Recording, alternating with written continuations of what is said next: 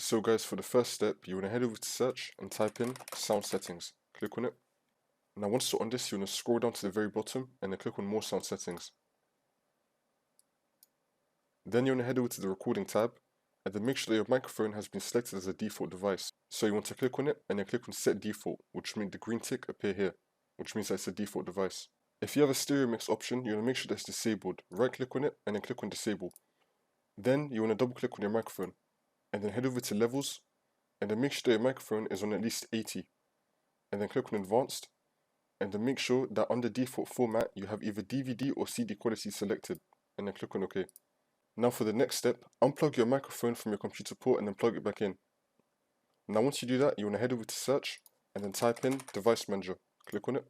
Now once you're on this, you want to expand audio inputs and outputs. Then you want to find your microphone. This one's mine right here. You want to right click on it and then click on update driver and then click on search automatically for drivers. Make sure that the best drivers for your microphone have been installed. But if your microphone comes with a software like mine, for example, I'm using the Logitech G432, I've got Logitech G Hub.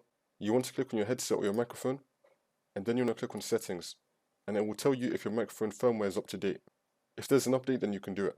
Now for the next step, you want to head over to the Discord settings and then scroll down and click on voice and video. Then you want to make sure that your input device is the correct headset or microphone selected.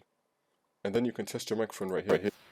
If it's still not working after doing all these steps, you want to restart your computer and then try it again.